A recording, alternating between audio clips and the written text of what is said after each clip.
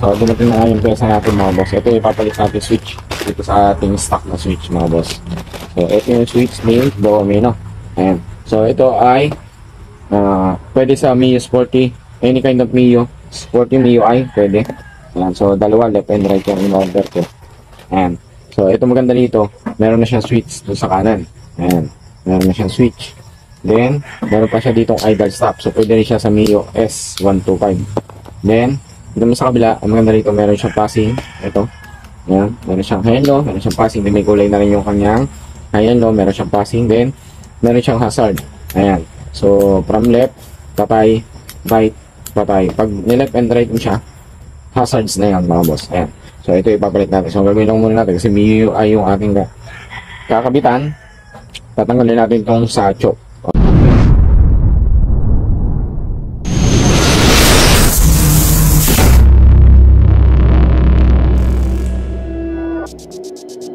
Okay mga bossing, ayan. So, ikakabit na natin itong ating bagong switch ni Domino dito sa ating Mio i125. So, una natin gagawin ay tatanggalin muna natin itong ating choke. Okay, so itong choke ay ginagamit po para sa mga Mio Sporty. So, dahil wala naman choke yung ating unit, gagawin lang po natin, tatanggalin lang po natin ito. Ayan mga boss, so natanggal na natin yung choke doon sa ilalim. Ayan, so same na lang din siya, ano? Ayan, parehas na lang din siya. So, tuturo share ko sa inyo paano natin i-install ito dito sa mga Mio natin, Mio i125 na yan. Kung paano natin ito i-install step by step, tuturo ko sa inyo mga boss. Siyempre, tanggalin muna natin yung cover natin mga boss. So, unang tatanggalin yung tornilyo dito. Dalawa, ayan, so dalawa. Then, dalawa din dito sa harap, ayan. Isa, at saka dito sa kabila. Meron yan dito sa ilalim. Ayan. Bali, apat na tornilyo para mahugot natin itong ating cover. Okay, so ayan mga boss, tatanggal na natin yung cover. Then, hanapin po ninyo yung wire na ito. Ayan, so hindi isang wire yan mga bossing. Sama-sama yan. Ayan.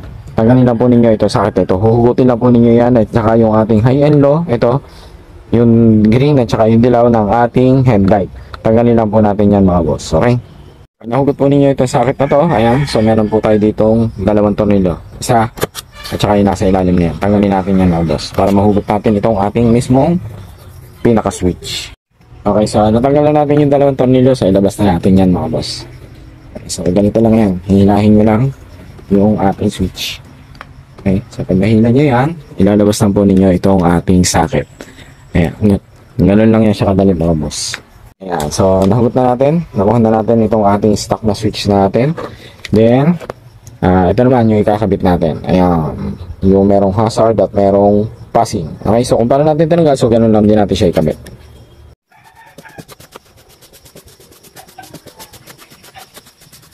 Okay, so ayan, para doon sa mga naka-MIUI na gusto magkabit ng ganitong switch, mas maganda mga boss, kung mapapansin po ninyo, yung ating itong ating pinaka-wiring ay dito nakalagay sa ilalim, then yung ating domino switch ay dito nakalagay. So magiging sagabal siya pag nagkabit tayo dito sa gilid kasi tatama siya dito.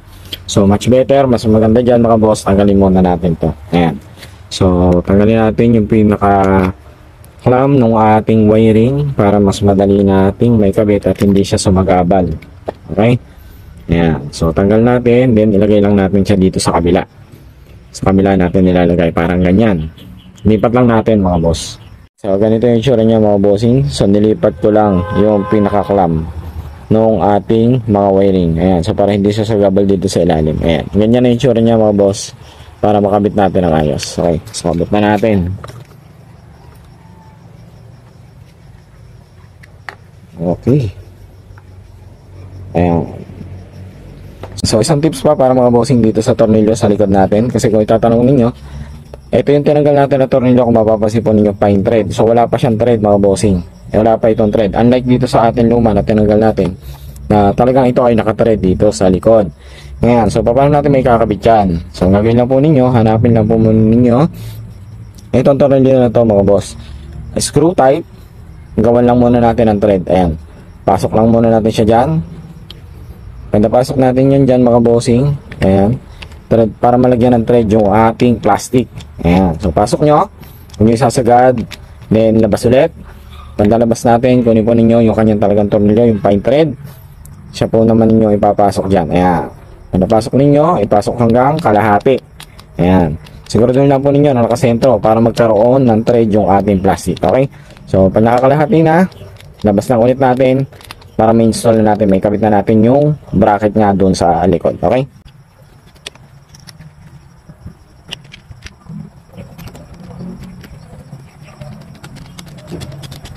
Yan. So kapag nalagyan nyo na ito, bago nyo ikamata dito sa ating mismong handlebar, dapat makapasok nyo na yung tornillo para mas madali nyo kakabit. Kasi kung dito pa lang ninyo gagawin ng thread, habang nakakabit, so medyo mahirap. Pero kapag nagawa na ninyo ng thread, o napasok na ninyo yung tornillo, so mas kita nyo man, mas madali na siyang may kakabit. So isa importante, simple lang yung pagkakabit. Okay? Ayan. So kapag naikabit na natin, install na ulit natin yung ating wiring. So plug and play lang naman yan mga boss. So sasaksak nyo lang, then meron lang tayo isang tatanggalin. Puhugutin lang po ninyo doon sa socket mga bossing, magkabilang socket. Dito sa kabila yung blue na may lining na black. So ito yung switch ng ilaw natin mga bossing, para magkaroon ng supply. Kasi pag diretso natin yan mga bossing, wala rin bisa, wala rin kwenta yung switch natin doon sa kabila. So dito tayo kukuha ng switch sa ating black na may lining, blue na may lining na white. Okay, pag naihulog pa natin, saksak na natin yan mga boss, yung ating high and low. Ayan, plug and play lang yung mga boss, high and low, green sa green, yellow sa yellow. Ayan, pasok lang natin yung siyang ganyan. Okay, so tapos na tayo dito sa left side, nilagay na lang natin yung socket natin. So meron tayong ligaw dito na isa, yung blue na may lining na black. Lipat naman tayo doon sa kabila, yung kabila na ma-install natin. Pag tinanggal naman natin yung ating etong right side switch natin, so isang tornilyo lang yan mga bossing, ito lang. Ayan, so kapag natanggal na natin yan, hilahin lang natin yung bossing, yung ating switch. Ayan, ito na yung ating switch. So isang tornilyo lang yan, then higipin lang natin yung mga socket. So ano ba yung socket na yan? Ito yan. So kapag standard, so isa lang yung socket na makukuha nyo dyan. Ito lang na ating sa switch ng ating push button, kasi yun lang naman yung nalalaman ng ating switch. Ayan, para dito lang. So dahil naging dalawa, kasi meron tayo ditong ginamit na switch para sa ating headlight. So ako tatanggalin ko na yan, kasi gagamitin na nga natin is yung may switch na. Okay, tanggalan natin itong ating right side switch. Ito naman yung kakabit natin dito sa ating right side switch mga boss. Okay, kabit na natin to. Then tips ulit para dun sa pagkakabit naman. So tanggalin ulit natin gaya nito sa kabila na ginawa natin, kasi magiging sagabal ito mga boss, itong gilid to. So possible may bit pa to. So pagtagal, possible yan ay matalupan pa o kung naman. So mas maganda tanggalin na lang muna natin, ilipat natin ng way yung ating wire. Okay, so ito, natanggal natin to, lipat lang natin, kasi kung sa Mini Sporty okay, all good yan, pwede nyo nang idiretso yan mga boss.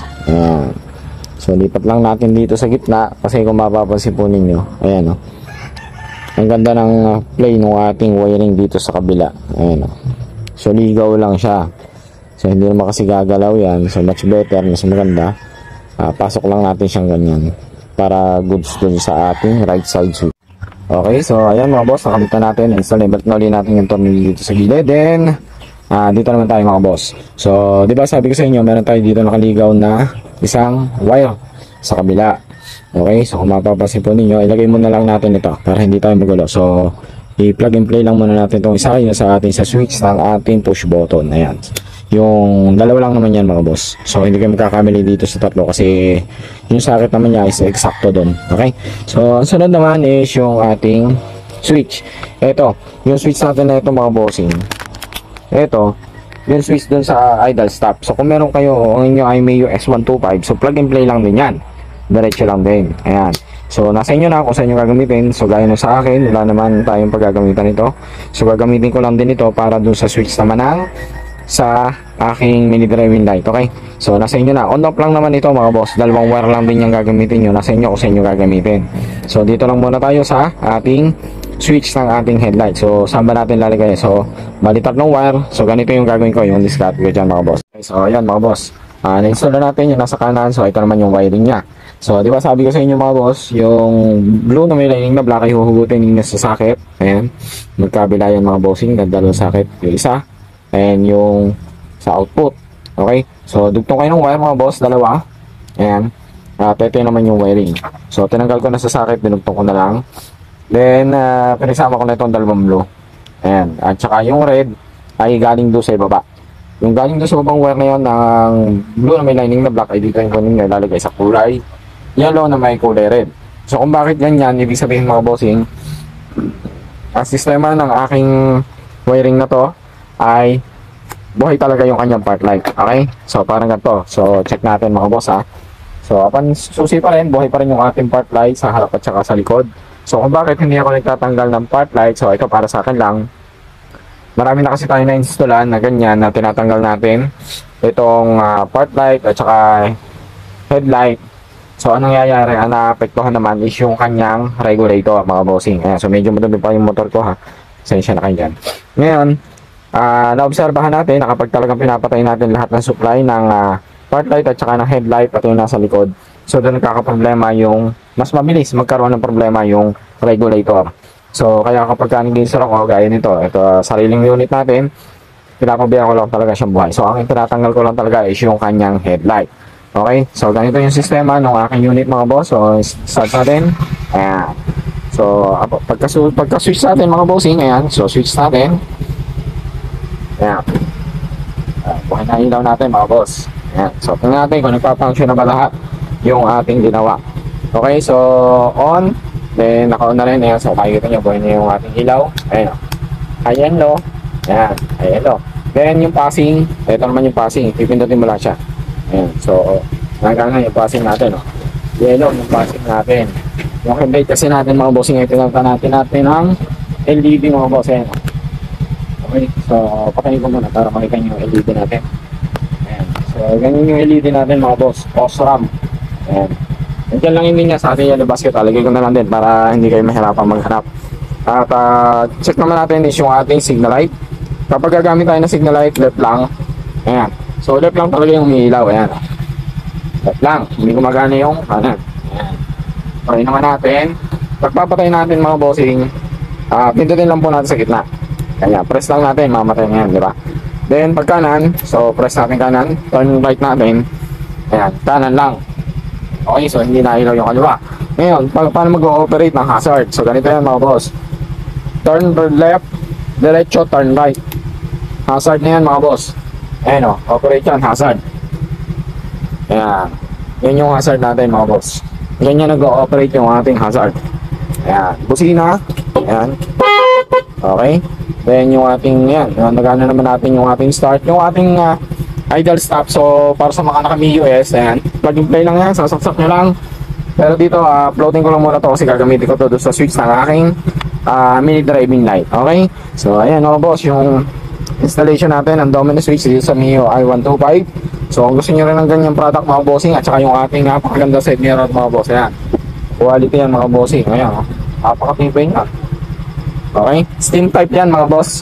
Ito yung pagka-steam type niya. Kung ayaw nyo na side mirror, ayun o. Diba? Napakaangas. Diba? Ayan. So, kung gusto nyo ng ganyan, okay? So, yung installation ng ilaw natin, meron tayong ibang tutorial dyan mga bossing. Kung gusto nyo talaga, nasa inyo ha. Kung gusto nyo tanggalin yung ating part light, yung function ng ating part light at saka ng headlight, check nyo lang sa aking YouTube channel mga bossing, Mechanical Board. Meron tayo yan. Function ng part light at saka ng headlight. Ayan, kaya kompleto yun. So, dito lang yung tutorial natin ngayon is ganyan lang yung sistema ng ating pagkaka-wiring. Okay? So, ayun lang mga boss. So, kung gusto nyo yung mga product natin, lagay ko na lang dyan sa ating yellow basket.